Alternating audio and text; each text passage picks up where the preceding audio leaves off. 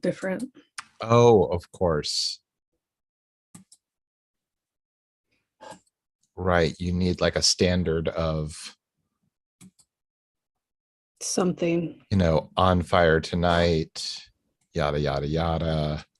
Well, I don't know if I should title it with what we're watching to grab the attention, or if I should title it with On Fire Tonight and then what we're watching. Right. Or vice versa. Right.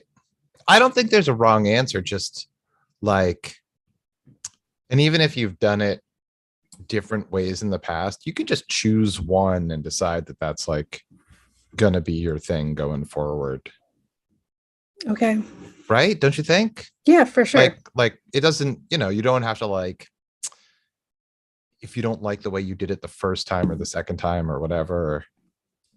And I can always go back and edit, so that's fine. Oh, But that's true. We're live right now. Oh, fuck. Sorry. Oh, I just said the fuck word. Whoa, fuck, you fucking said what? The sensors are gonna be on our asses like they always are. On our asses. Man, we are accountable to so many people in this business. It's so true. I mean, every time I say fuck, they take $100 off my paycheck. Yeah, if it's oh, you did it again. If it's not the sensors, it's those monsters from the HR department. Oh my God, the worst. They say they're working for us, but we know they get their bottom line from the upper high big wigs. So like the thing with human resources is they like pretend to be the friend of the worker, but their whole job is to like make the workers like live in a fucking cave and like toil for 26 hours a day or whatever. Yeah, fuck them. It's like, I have heard your complaint, now get back to your mine. You still have your other foot. Shut up.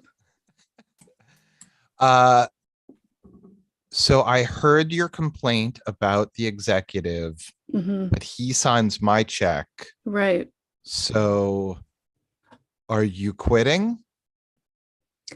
I prefer not to quit. I would just like to not be eaten by dogs every day. Look, that's not the way this business works. You're going to be eaten by dogs.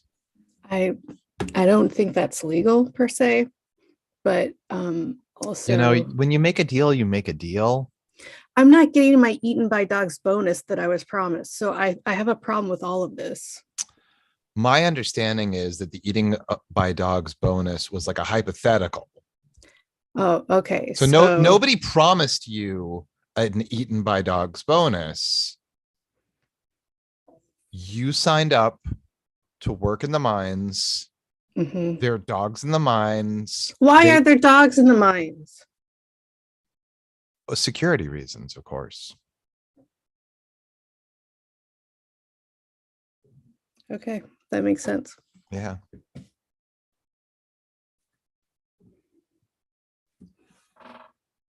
Hey, we watched a show, didn't we? Hey, we should do an intro, right? Oh yeah. Okay. Are we doing which one are we doing first? What we do in the shadows. Oh, is that what this one is called? Nice. Okay, ready? Let's do an applause. Okay.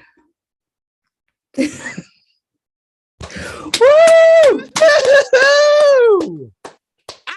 Ow! On fire tonight! Ow! Yow! I like that because it always reminds me of the O'Reilly commercial. Which commercial? O'Reilly. It's okay.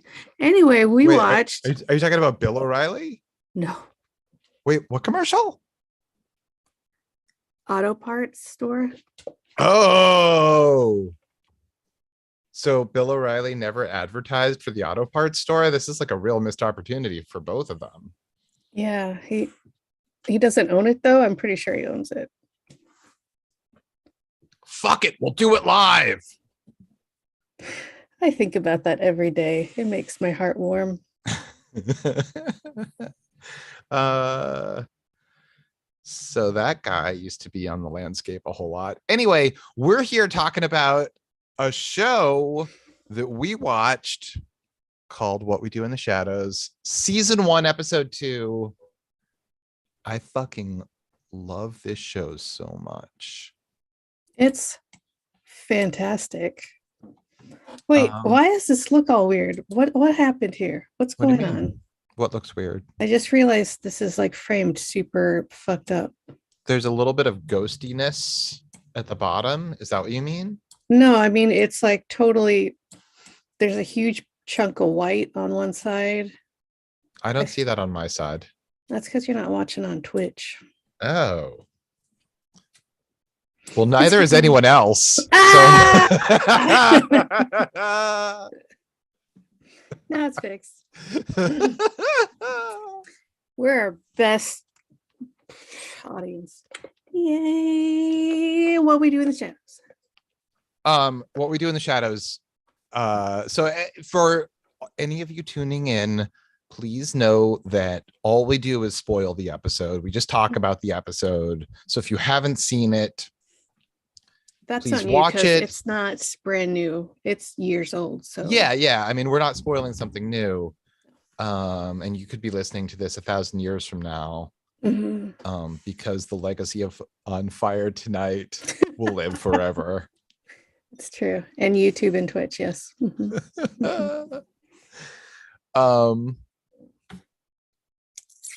Yeah, so if you haven't seen it, pause, watch it, come back now. Okay, so now everybody who's listening, we're all caught up. Watch the episode. We're just gonna hang out and talk about the episode, and we'll just like whatever other stuff we talk about, because that's how we do. That's what we do. Want to start us off? This is about the city council meeting, primarily. Yes, this is a classic episode, if I do say so myself. Like if you, because I had so much to do with it. If you Google this show, if you Google, what's his name? Robinson. What? Robinson. Jack Robinson? The energy vampire. Oh, Colin Robinson. Colin, yes. Robinson, right? Fuck. Now you fucked me up. Colin Robinson. Yep. Because Colin Robinson. It's Colin Robinson. Yes, shut up. I do often Google him because I love him and I need shots of him daily. And this episode always shows up because it's like he's been introduced, obviously, but this is him just in his fucking jacuzzi of personality. What am I saying? I don't know. But so good. I actually have like a minor complaint about something about his character in this episode. Oh, do tell. So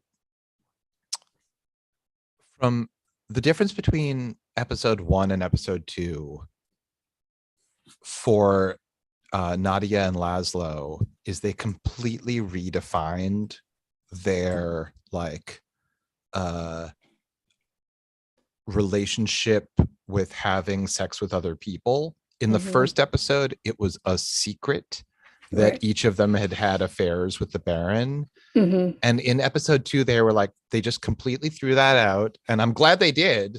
Me too. And then they just sit there and talk, comparing their experiences of both separately fucking the Baron and how the Baron gives you an order right at the moment of climax and refuses to ever reiterate. Like, he'll never reiterate. He just expects you to like have heard it the first time and follow it at the moment of climax.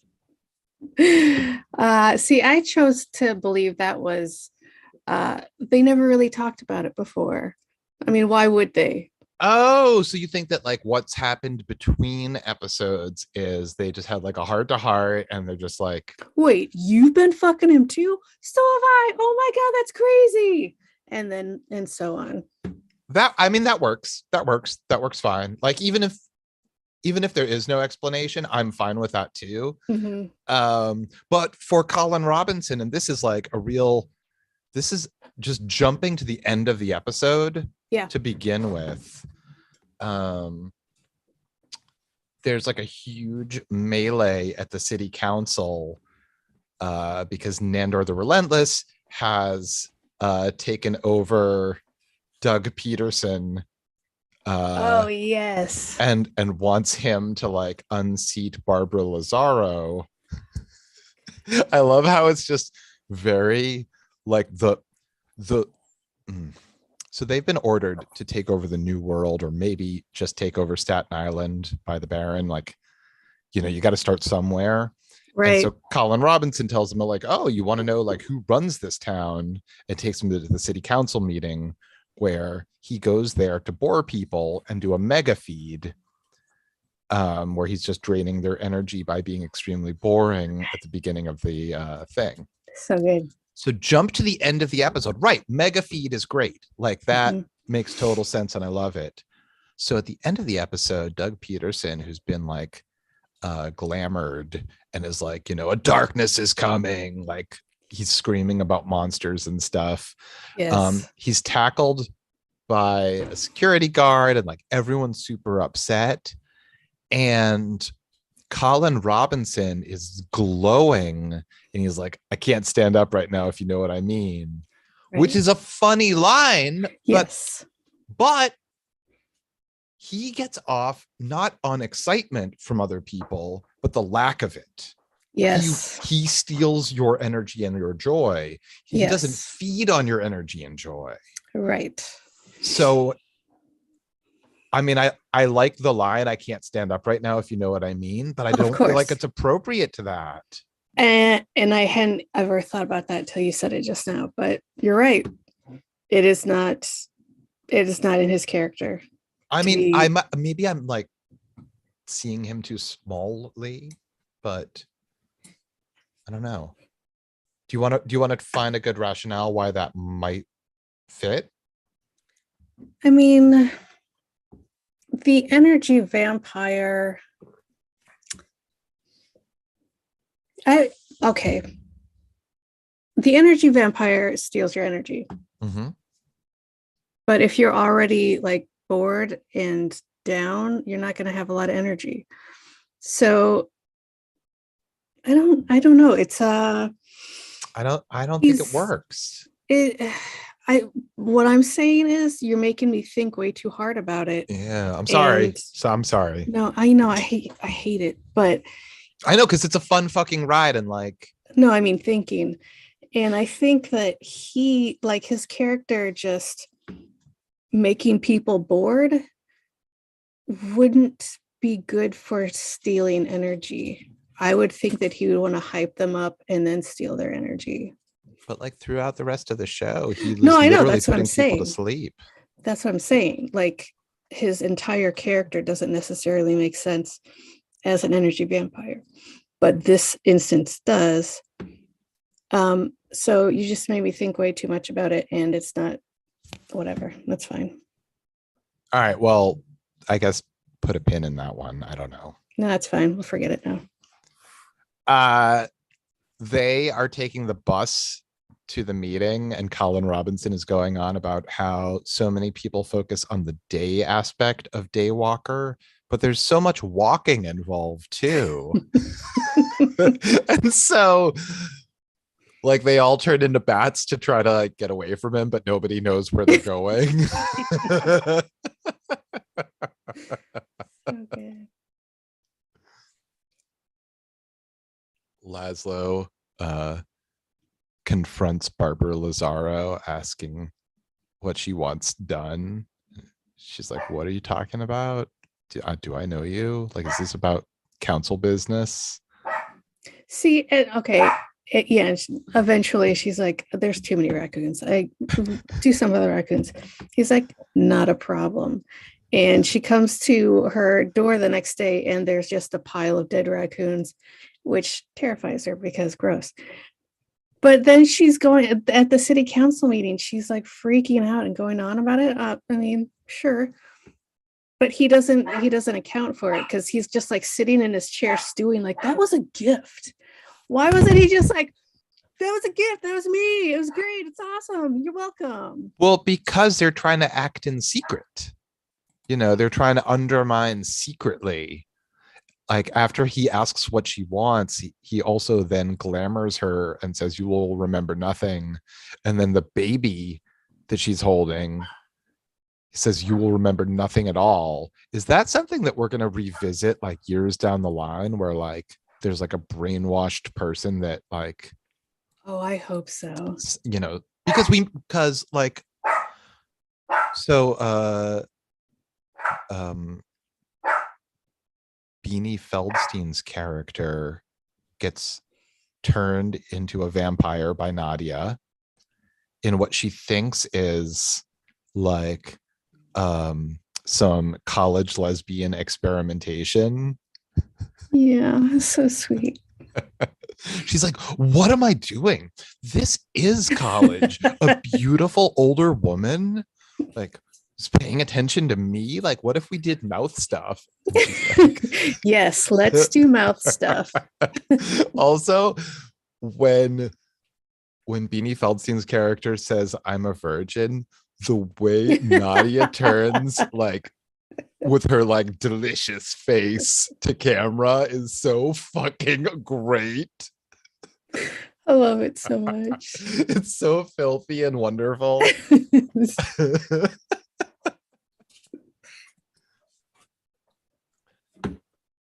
And then we also we interact with Beanie Feldstein, her roommate, who will be featured again later in the series, and like other members of the LARPing group, including like like one dude who's just being super rude to her, and like everyone in the group is shitting on her. Right. And that's why Nadia likes her. But that guy was played by Chris Perfetti, who you might recognize from other stuff. He's a funny actor. I don't know him. He's in a show called Abbott Elementary, which is a sitcom. I just watched the first and only episode. I've seen of it last week. So yeah, okay. I think I know who you're talking about. He plays the corny white guy. There you go. Yeah. He was also during the interview, talk to the camera scene. Beanie's like, I'm Anne Rice. I live in New Orleans. Oh, okay. And I am the vampire Lestat. Keep going. So Beanie's like, no, we're having fun. We know it's not real. We're just having a LARP or a LARP or whatever. And that guy is like, it's real. He's full into he's the LARPer of the LARPist. Totally. He's 100% into it. Gross. Wait, are you saying gross about being into what? Like, are you saying LARPers or what is? No, just that whole character just grossed me out. I hated it. He's the worst. Which is why that whole scene with I love the commitment. I do. I love the commitment. Although I've never seen the movie, The Commitments. No, nor have I. Let's not do that movie though, because I don't have any interest either. Brendan Gleeson is having a bit of a renaissance right now, isn't he? Like, is he? Maybe he's not even in that. Is Cole Meany in that, and Brendan Gleeson's not? I don't think Cole. Wait. Oh wait, Cole Meany is from Star Trek, right? Yeah. I just got in a flame war with somebody about. I didn't, but I was thinking about it. God damn it. About Cole Meany? No, about Lore from Star Trek. Not the lore of Star Trek, but Lore, Data's brother. And they're like, why does Lore look old? He's an android. But hello, Data looked old too. And so did Data's mom, because they were designed to age, idiot. Anyway.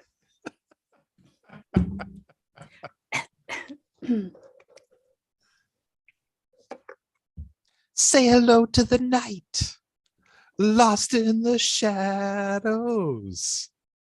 Say hello to the night. Yep. Lost in the loneliness. Yeah. That's from the Lost Boys. Oh, is it? Yeah, that's a vampire movie. Nice. I don't remember that song. Are you being serious? I don't remember it sounding like that anyway. I don't remember. Look, hold on a second. Is this, are you doing a dig on my no. golden voice, my velvet fog? If you're going to want me to recognize a song, I have to hear it exactly how I originally hear it, because I don't ever remember lyrics. That's it. Okay. All right. I was a big fan of that movie and the soundtrack. So good. I'm also a huge fan of the soundtrack of this show. Of course. Oh shit. What did I just say? Nothing. I think like, oh, I don't know what I'm talking about. I shouldn't even start, but what do you mean? Like the sound. I know Mark Mothersbaugh works on the soundtrack of this show. And there's a woman that works and like curates the music for Our Flag Means Death, who does a fantastic job. But I don't think it's really related. So it's pointless for me to bring up. So never mind. All right, good work. Say hello to the night.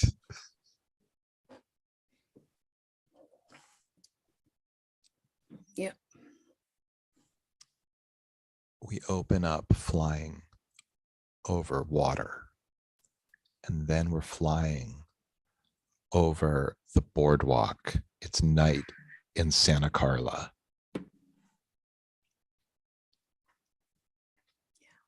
Yeah. Sleep all day, party all night. Mm-hmm. Never grow old, live forever. Mm-hmm. Shirtless saxophone guy. Maggots in the Chinese food. That's Tim Capello.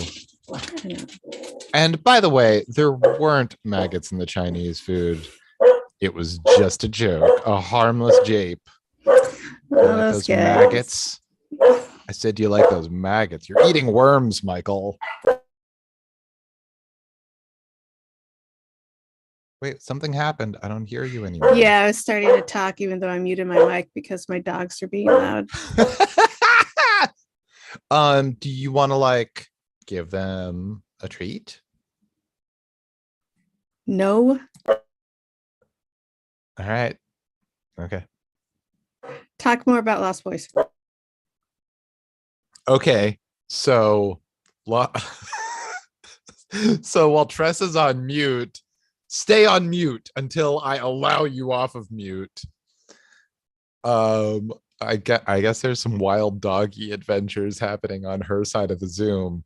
I'm just going to talk about my love for the movie Lost Boys, the amazing 11-second performance by Tim Capello, which is like, I got to see him live a few years ago, and it was one of the most thrilling experiences for me. He was simultaneously the most humble and sexy and humble and grateful for the audience, and completely confident about what he was bringing to the table at the same time. He's like, you're not here for my decades of work with Tina Turner or Ringo Starr, or like, he named off a whole bunch of people that he'd worked with for decades and like toured around the world with. He's like, you're not here for any of that.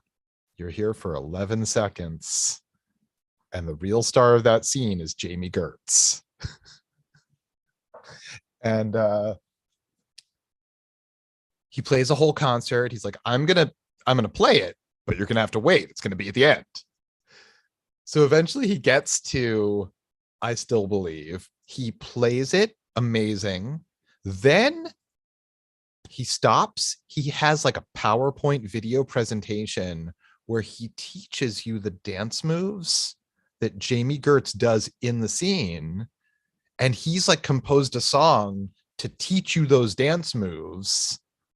And then he plays the song again. It was fucking awesome and unreal. Did people do the dance? Oh my God. You've never seen so much love in a room. I remember you posting about that because I think it was in Chicago, was it not? It sure was. Yeah, it was a free show. It was like sponsored by some weed dispensary or something. Nice. And yeah, would have loved to have seen you. There were a few friends that I knew in town that made it out, and so many others were like, "Oh, I almost made it." All I can say is like he's out there doing stuff now, and it's worth your time if you get the chance. Noted. Even Andy took note about how much you were enamored by that show. Does that mean that he mostly does not notice what other people are doing, what I'm doing? No. Facts about Tim Capello, like I understand that this is out of the ordinary, but I need to have it explained to me why it's out of the ordinary. For me, it's out of the ordinary because I am on social media all day, every day, and Andy is not. He has things to do. Sure. So he doesn't really notice when people post things. Sure. Yeah. Mm-hmm. He's not wasting his time. Hey, watch concerned with watch it. Like, why do I care what you had for lunch? Thank you. Like, why do I care? You shouldn't. So wait, back to What We Do in the Shadows. Oh yeah. Oh, wait a second. Side note. Side note. Also, Taika Waititi related. Side note that relates to this and Tim Capello. Listening. Do you watch or have you seen any of Reservation Dogs? I haven't. I've been meaning to though. It's a good show. It's created by the guys from the 1491s who are like an all native comedy team, and they have put a lot of stuff out on YouTube for a long time. Anyway, they co-created this thing with Taika Waititi, and anyway, there's an episode that explicitly talks about Tim Capello. Really? Yeah. Wow. Yeah. That's impressive. And he may or may not be in it. All right. Noted. If anyone asks you, you can tell them, for me, I still believe. Oh, I tell people that all the time. Thank you. They're always asking. They're checking in. Yeah. Tressa, I'm pretty sure I know the answer to this, but does Josh still believe? Oh my God. You would not believe how much he believes. He still believes.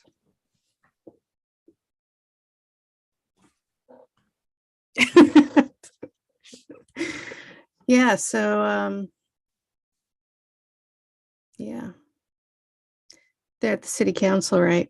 The glamour this guy gets on him is so fantastic. Like I always forget that they actually are able to do this stuff because they're such idiots all the time. Right. So when they actually pull it off, you're like, oh yeah, they can do stuff, but they're still idiots. Right. Like, you know, Doug Peterson, the pawn in Nandor's game.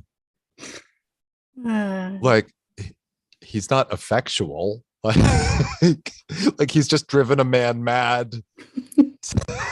And it doesn't help them in any way. It actually doesn't serve anything in any Nope. way. And like Barbara Lazaro is like freaked out about a pile of dead raccoons. Doesn't help them at all. Nope. It's just they're so used to the old world. What has happened the last 150 years where they have not caught up to modern times is what I'm wondering. Yeah, I mean, I think that's like, you know, something that we constantly see and have fun with in this show is like aspects of how, although they have eternal youth, they're completely out of touch with the modern times in many, many ways. So, you know, what is it like? What does it mean to be a vampire? Like you stay young forever, but you've got like the outlook of like you still got like the outlook of a person who's like these kids are idiots, and then you go beyond that where like hundreds of years pass and you've no idea how the world works anymore. Like, okay, but like even in the intro, they're doing like looks over the years and they show them in what I assume is the 80s with like some new age punk rock outfits on. What happened to those? Why'd they go back to their oldie timey clothes? What's going on, you guys? I just want to know what happened then.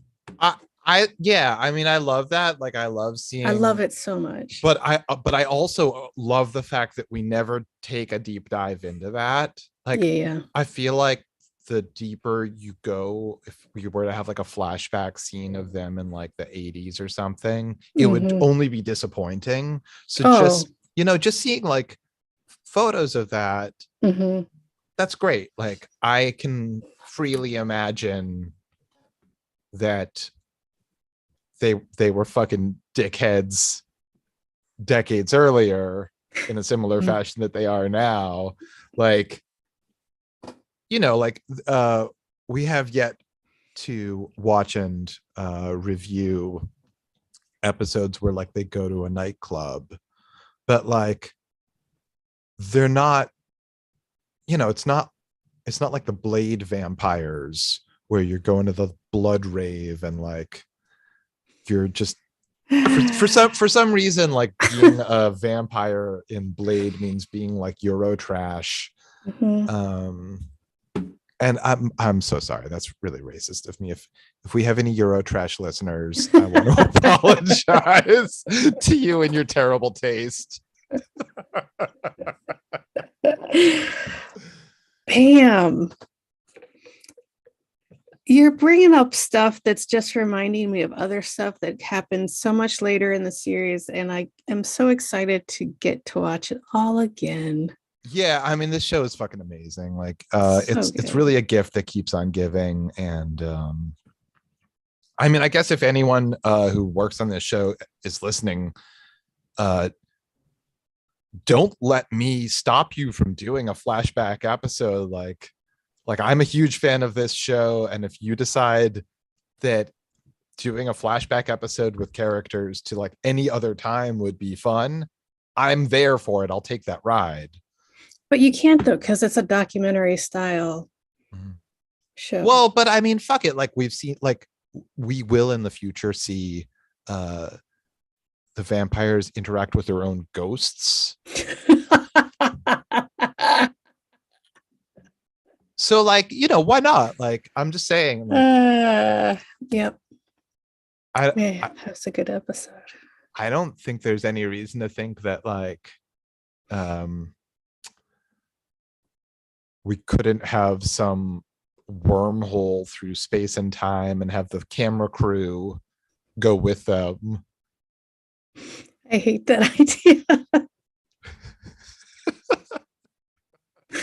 It's so much. No, I mean, I love that. I love how self-contained it is. I love that like so much of it, and they really grow into this, is like Staten Island specific. Yeah. Like that was a thing that until they did it, I felt was missing. And just the more, I mean, I don't know.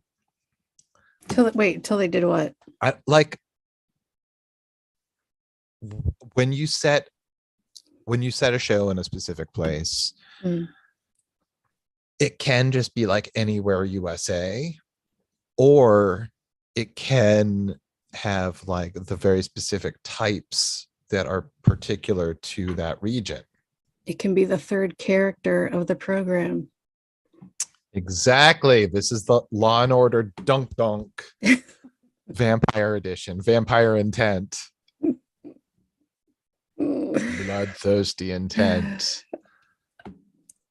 Special Vampire Victims Unit. What would it be? Dunk Dunk. Wait. Yeah, Special Vampire Unit, right? But then that sounds like the police guys are vampires. Not necessarily, because the other one is Special Victims Unit. The victims aren't cops. Oh my God, what if? Oh my God, that would be amazing.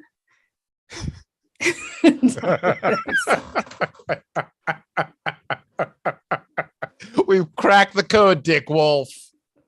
Yeah, Dick Wolf. Take that. That's his name. His name is Dick Wolf. I know, it's a great name. It's an amazing name. I agree. Oh, years ago when people like remembered phone numbers. This is how long ago this was. My friend's phone number, and this is like a thing, you know, like everyone I knew was trying to figure out like what words their phone number spelled. Sure. A friend of mine lived Don't at say it. What? Why not? Because you're gonna blow my mind. Go ahead. This is the best one that I'm aware of, is Sex Wolf, but Wolf was spelled WULF. Shut up. Yeah, Sex Wolf. Was that their nickname from then on? I mean, no, because it was like they lived at Sex Wolf, so it's just like, call me up at Sex Wolf.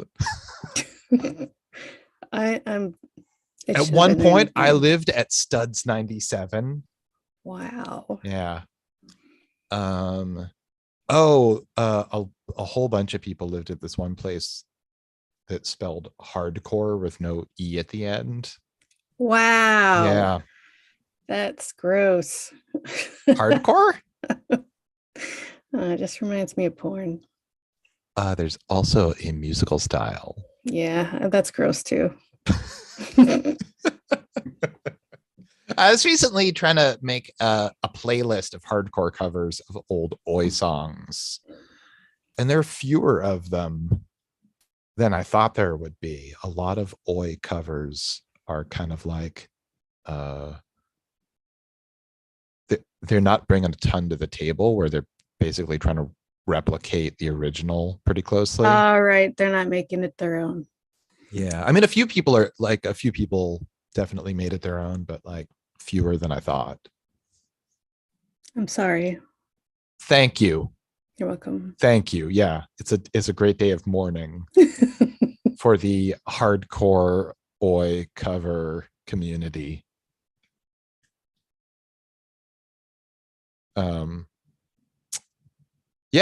Possibly there are hardcore pornography tributes to Oi songs. Right, and they probably made them their own. I would imagine. I would also think gross. Yeah. Mm-hmm. Yikes. This is not something anyone is happy that they're watching. Like I would only assume that would be scarring for the viewer. I mean, this is a conversation we should save for the ghost episode. Yeah. The ghost episode coming eventually. Yep.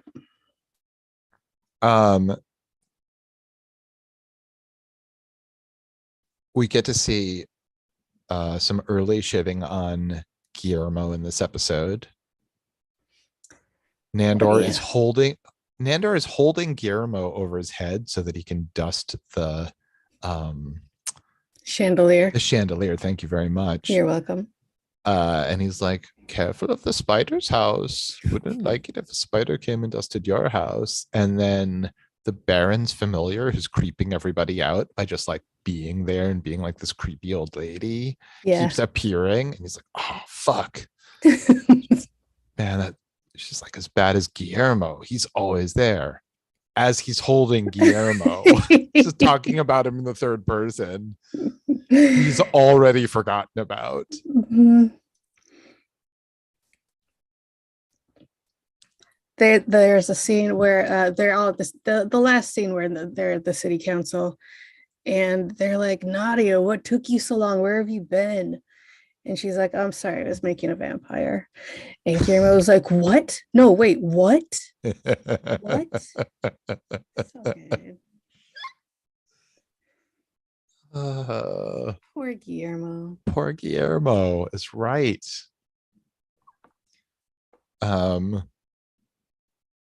He's faithfully served for 2 years. 10 years. 10 years. He got a glitter portrait. He's fine. Look, it is you and me in glitter.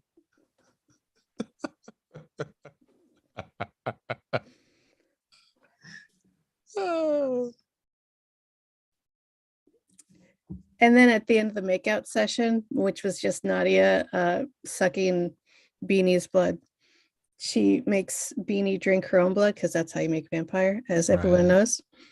She's like, ooh, this is fun. What do you call this? I love that whole thing. I'm in college and I'm gonna experiment with ladies and booze. It's fun. Yay. Yeah, I feel like we could have had like, and maybe it's still a possibility, more exploration of like kids in college in Staten Island. Like they didn't kill Beanie off eventually, did they? I don't think so, but I don't remember. She just kind of faded away in my head. I don't know. But I already said this, but I just want more of her as a vampire. Holy shit, that would be so fun. Totally. And I love that I mean, spoiler for whatever, like she, like apparently vampires develop unique powers sometimes. Right. So like she can crawl really, like climb up walls really well and also turn invisible. Yes. See, I'm glad we're watching this because there's so much I've forgotten. Yeah, I think this is one of the best shows ever made. It's so good. Mm-hmm. All right, well, and then okay, let's just wrap it up.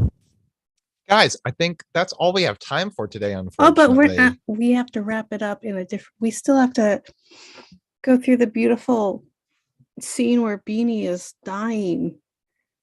So she thinks she's got the flu. Right.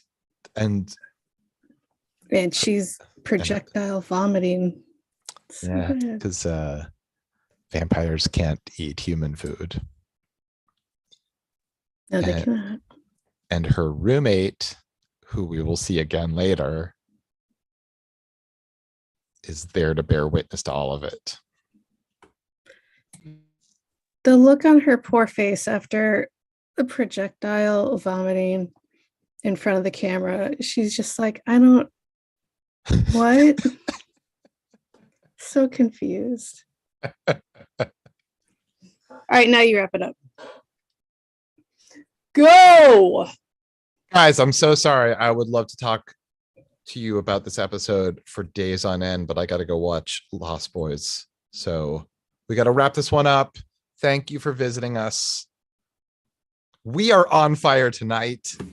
Smoldering in the morning with Tressa and Josh. Yeah.